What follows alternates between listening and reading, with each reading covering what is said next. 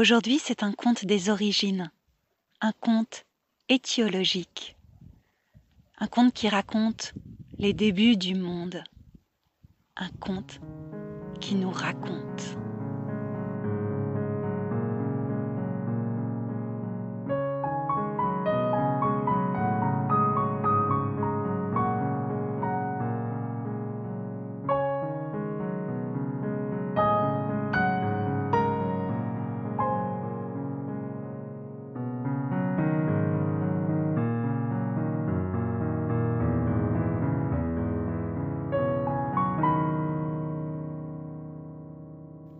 Lorsqu'au commencement du monde, Dieu créa les êtres vivants, il se posa cette question fort pertinente.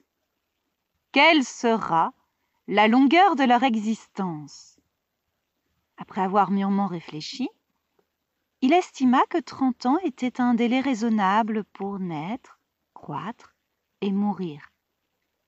Et il attribua cette durée de vie à toutes ces créatures, qu'elles soient grandes ou petites, rampantes ou volantes, intelligentes ou stupides. Les animaux se plièrent à son choix sans discuter, mais pas l'homme. « Qu'est-ce donc que 30 ans ?» tempêtait-il. « À peine le temps d'apprendre un métier et de goûter aux premières joies de l'âge adulte. Pourquoi devrais-je disparaître avant d'avoir vu grandir mes enfants? Je veux sentir la vieillesse s'approcher à petits pas, acquérir la sagesse que donne l'expérience et faire sauter mes descendants sur mes genoux. » Fort de ce raisonnement, l'homme s'en fut trouver l'âne.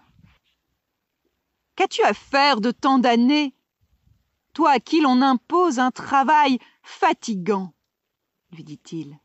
20 ans à trimer sous le bas en butte aux insultes et aux mauvais traitements. Cela devrait être suffisant. Alors donne-moi donc 10 de tes années et remercie-moi, car ce faisant, j'abrège tes souffrances. L'âne, qui était d'une nature docile, baissa la tête et accepta. Ayant de la sorte gagné 10 ans de vie, l'homme alla s'adresser au chien. « Qu'as-tu à faire de tant d'années, toi que l'on attache à une chaîne et à qui l'on octroie une maigre pitance contre des coups de pied? Donne-moi donc 15 de tes années et remercie-moi, car ce faisant, j'abrège tes souffrances. » Le chien, qui était d'un naturel soumis, baissa la tête et accepta. Ayant de la sorte gagné 15 ans de vie, l'homme alla voir le singe. « Qu'as-tu à faire de tant d'années, toi que l'on prive de ta liberté pour t'enfermer dans une cage où l'on se moque de tes grimaces?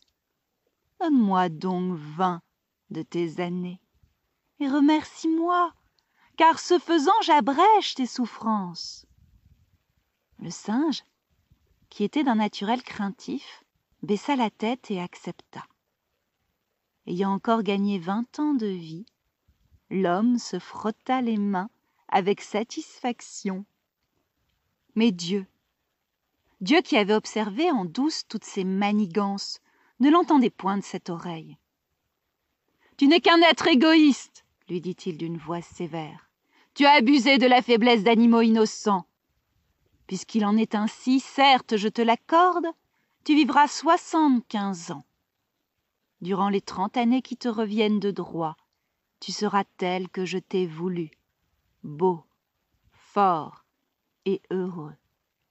Mais au cours des 10 ans abusivement soustraits à l'âne, comme lui tu trimeras, en butte au mauvais traitement de tes maîtres. Durant les 15 années suivantes, comme le chien tu ploieras l'échine avec humilité pour obtenir ta maigre pitance. Et durant les 20 dernières années, devenu sénile, tu grimaceras en regrettant ta liberté de jadis. » Ainsi l'homme s'enfuit-il vers son triste destin, d'âne, de chien et de singe, sous les rires de ceux qui l'en avaient dépossédé.